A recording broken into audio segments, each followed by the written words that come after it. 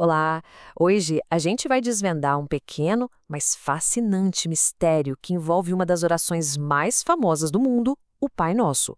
Afinal, por que será que às vezes essa oração parece ter dois finais diferentes?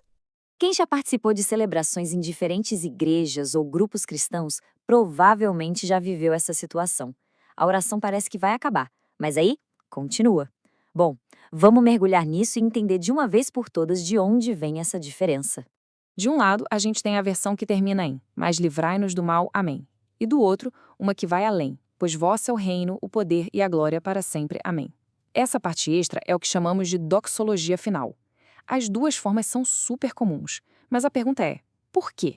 Para encontrar a resposta, não tem outro caminho.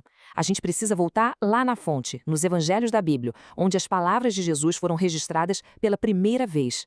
A oração do Senhor, o nosso Pai Nosso, aparece em dois evangelhos. Em Mateus, a gente encontra a versão mais longa, que faz parte do famoso Sermão da Montanha. Já em Lucas, é uma versão mais curtinha que Jesus ensina depois que um dos discípulos pede. A tradição da Igreja Católica para sua liturgia acabou adotando principalmente essa versão mais completa, a de Mateus. E aqui está o ponto-chave de toda a questão. Os estudos mais aprofundados dos textos antigos mostram que essa doxologia, essa frase final, não estava no texto original, nem em Mateus, nem em Lucas. Ou seja, não fazia parte da oração como Jesus ensinou e como os evangelistas registraram. Então, peraí, se não estava no original, de onde é que isso surgiu? A resposta está nas práticas de oração das primeiríssimas comunidades cristãs. Essa frase tem raízes, olha, muito, mas muito antigas. E o mais impressionante é o quão cedo essa doxologia apareceu. Se a gente olhar a linha do tempo, o Didaquê, que é um dos escritos cristãos mais antigos fora da Bíblia, já trazia essa conclusão para a oração. Isso quer dizer que ela já fazia parte da liturgia da adoração da igreja quase desde o comecinho. E olha só, isso não é só uma teoria. O próprio catecismo da Igreja Católica reconhece e confirma isso. Ele cita o Didaqué para mostrar que essa era uma prática litúrgica, ou seja, parte da oração em comunidade desde os tempos da Igreja primitiva, não é uma invenção recente, de jeito nenhum.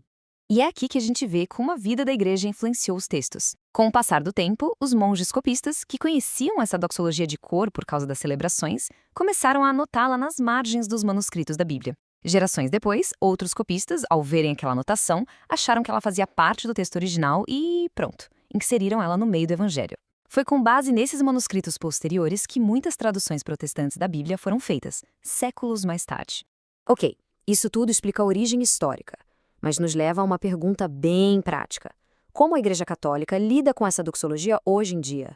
A resposta pode surpreender muita gente, porque apesar de não concluírem o Pai Nosso com essa frase, ela tem sim um lugar de muito destaque dentro da missa. E essa é a grande sacada. A prática católica procura manter a oração do Pai Nosso o mais fiel possível ao que está nos evangelhos, mas sem abrir mão dessa doxologia tão bonita que a tradição da igreja nos deu. O segredo está na sequência. Na missa, o Pai Nosso termina e, sem pausa, o padre continua com outra oração. E só então, depois disso, toda a comunidade responde em voz alta com a doxologia.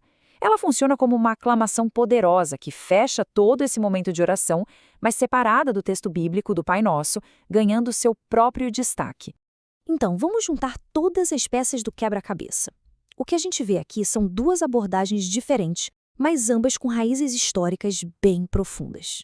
Pois é, aqui o quadro fica bem claro. A abordagem católica separa a doxologia para manter fidelidade ao texto bíblico do Pai Nosso, usando-a como uma aclamação da comunidade.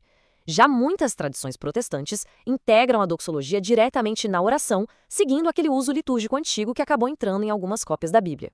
No final das contas, não é uma questão de quem está certo ou errado, mas sim de duas maneiras diferentes de honrar a mesma história. Uma foca em preservar o texto bíblico na sua forma mais antiga documentada, a outra incorpora uma tradição de oração que é igualmente antiga e importante diretamente no texto. Isso tudo nos leva a uma reflexão final, né? É fascinante pensar que uma pequena frase no final de uma oração pode abrir uma janela tão grande para a história da Bíblia, para o desenvolvimento da liturgia e para os jeitos diferentes que as tradições cristãs se relacionam com suas fontes sagradas. É um lembrete incrível de como a fé é algo vivo, uma tapeçaria tecida, com os fios da escritura, da história e da oração de todo um povo.